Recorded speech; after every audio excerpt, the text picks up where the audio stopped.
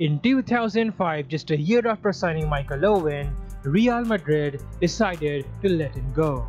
Reason? Well, it was because that Real Madrid thought that Michael Owen just was not good enough for them.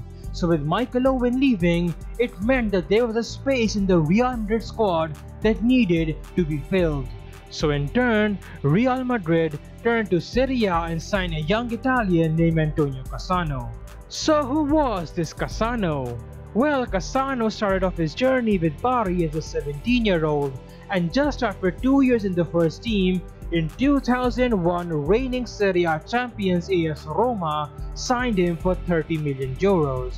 Now, just to give you a little bit of context, Hernan Crespo's transfer was the most expensive transfer of the year 2000, and it was valued at 40 million euros.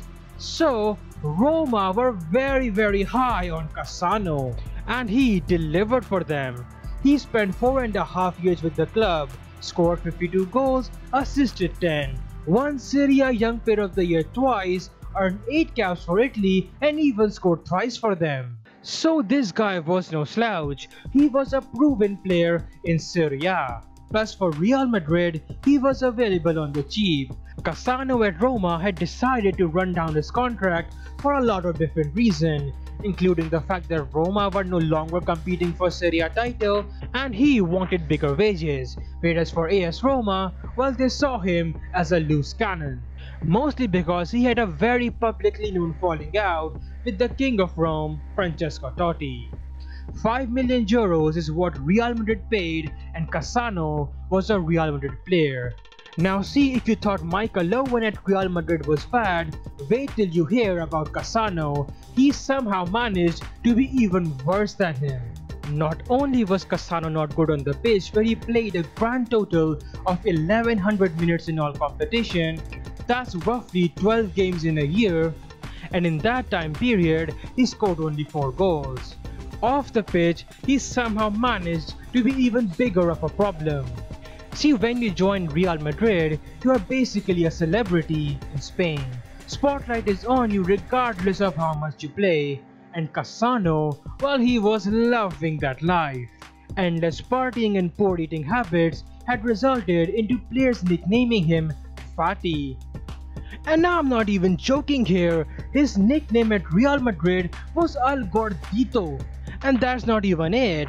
Real Madrid as a club used to fine him every single week for every gram that he would gain over his playing weight.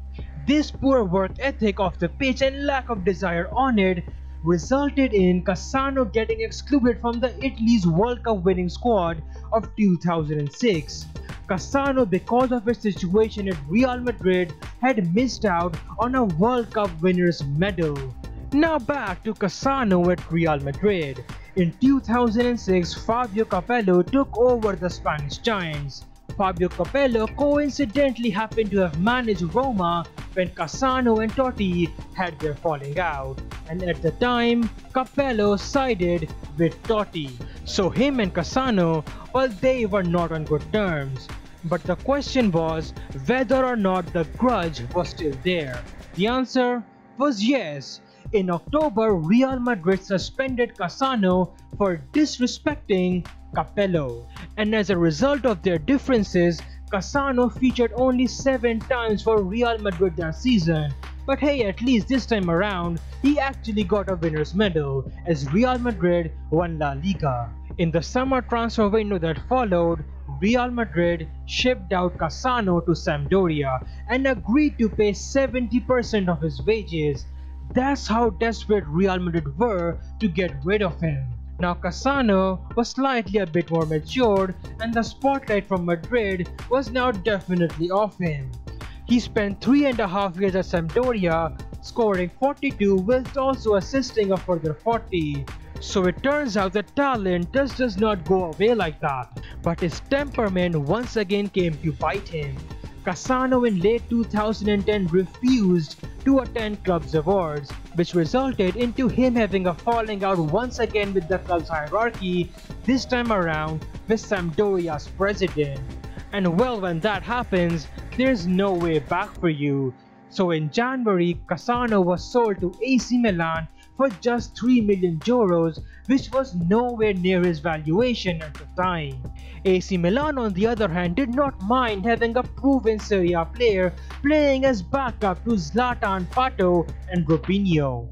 That year, Cassano won his first Serie A title, but in 2011, things took a turn for the worse for him. Cassano suffered a stroke post-match, which was later diagnosed to be as a result of a heart issue, and the reactions from the fans were surprisingly not unanimous. Some fans were quick to point out that this was as a result of Cassano's poor habits and diets catching up to him, while the rest were sending him their prayers. 4 months after this incident, Cassano was back. This time around, he was rejuvenated. The threat of dying had brought his passion back, and in 2012, we were seeing the best of Antonio Cassano, most notably with the Italian national team, with whom he traveled to Ukraine to play in the UEFA Euros and reached the final there. Cassano's stock was once again very high, so much so that Inter Milan sent Pazzini plus a fair bit of cash the other way to sign him. At Inter Milan, it turned out that Cassano was only rejuvenated for 1 season because once again he had a falling out with the club's hierarchy, this time around with the manager. So Cassano was once again sold. This time he joined Parma. Once again playing in the mid-table, Cassano shined. He contributed to 20 league goals in his first season, but the next 3 years of Cassano's career, well, they were a bit of a miss. In his second season with Parma, the club filed for bankruptcy, and as a result, they were relegated. So then, he returned to Sampdoria, who this time around had a new president. That stint lasted 18 months, and after that he joined AS Roma, where just after days after joining them, he announced his retirement, and then came back, and then just a week later announced his retirement once again. And this was the end of him in professional football. He could have been a Totti or Del Piero easily, but instead he will mostly be remembered for all the negativity and as to being a mid-table Serie A player, which honestly is a shame. So yeah, this was the video on Antonio Cassano. Like if you enjoyed, subscribe, have a good day, and I will see you soon.